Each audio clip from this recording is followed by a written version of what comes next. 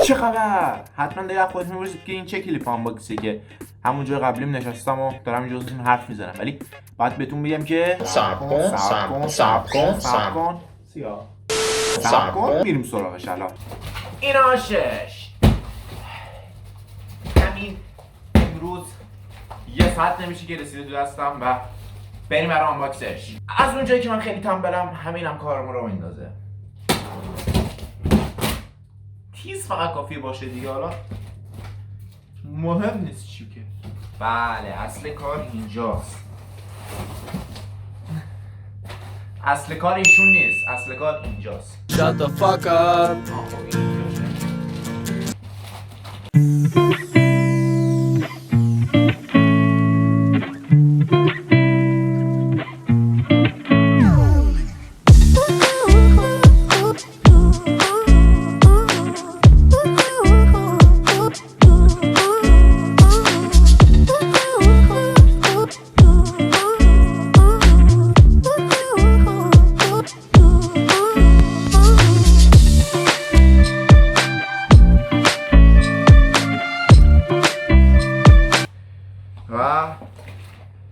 از هم مهمتر جایی که پشتش میشه اینجا.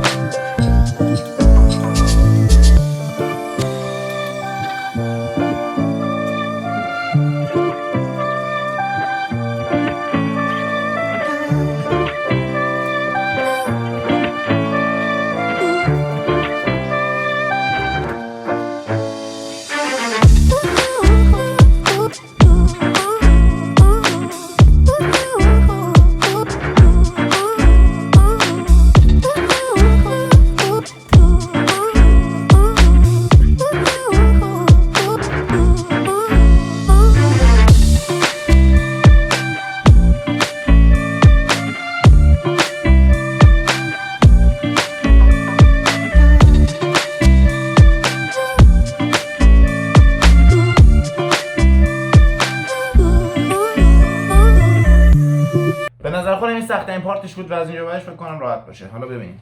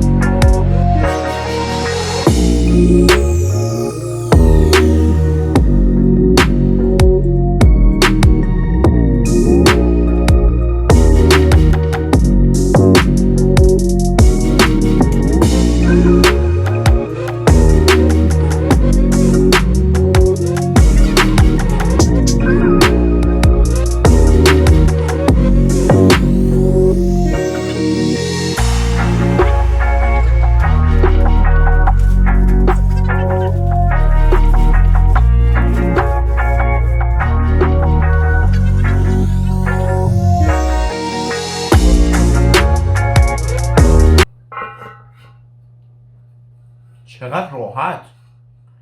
یعنی هم فرست شد این رو.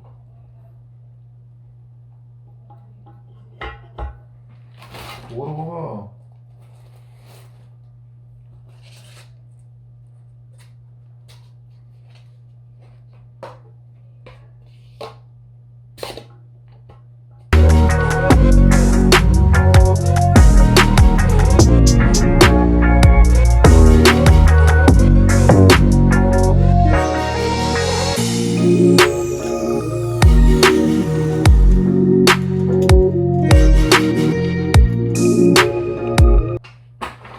آقا من واقعا باور نمیکنم به این راحتی باشه. نگاه کن. اینجا برایش گفته که همینجوری خیلی راحت بدونه که چیز باشه تو اینو بنداز روی اینو تموم. چاره ای نداریم به جز امتحان کردن.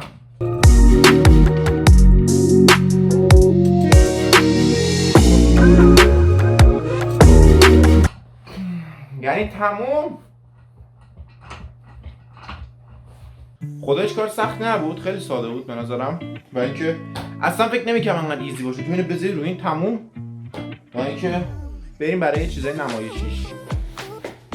اینو میشه همینجوری ایزی اینجوری انداختین رو. یکم که میشه این دو تا جا ردش کرد. خب از بعد اون که بعد اول این بیادش و این دو تا از اینا داره.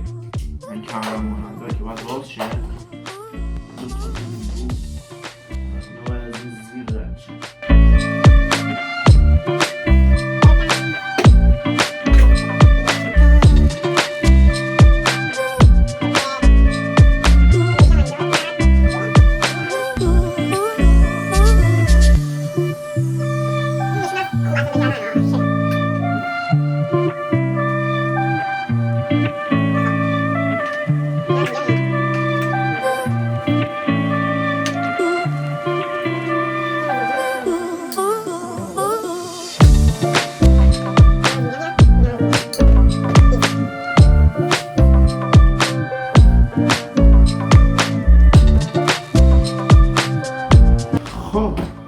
این از اینش دستهاش هم که معلومه. آره اینجا این قابلیت چیز داره واسه گیمینگا اینجوری عقب جلو که من فکر کنم همینجوری نگهش دارم اینجوری بالا و این طرفی هم اینجوری میچرخه که من احتیاجی بهش اصلا نخواهم داشت و تونستم انجامش دادم تکی بدون هیچ کسی با یه 4 سور، یه 2 سور و 2 تا آلن خودش. آلنایی که آوردم هم مثلا استفادهش نکردم و 4 سور 2 سور به جای چاقو بودن. هیچ استفاده نشد ازشون. دیگه از این تو یوتیوب مثلا من دیده بودم بستنش و اینا رو طرف مثلا بدون تایم لپس کل 45 دقیقه 50 دقیقه از وقتش میذاره فقط برای بستن اینی که اینا روی سوار کن بدون هیچ پیچی. یعنی الان من اینو بلندش کنم این از داخل این در اومده. امیدوارم همتون هر کسی داره ویدیو رو میبینه، هر کسی نمیبینه، هر کسی گیمره، هر کسی میخواد کارو شروع کنه، یوتیوب رو شروع کنه، گیمینگ رو شروع کنه، استریمینگ رو شروع کنه، موفق باشه تو راهش. انقدر موفق باشه که بتونه خودش یه ستاپ خوب، یه دونه چه می‌دونم یه صندلی، هر چی که آرزوشه، یه کامپیوتر خوب برای خودش جمع کنه. راستی الان که من اینو خریدم بذارید بهتون نشون بدم صندلی قبلیم چی بودش.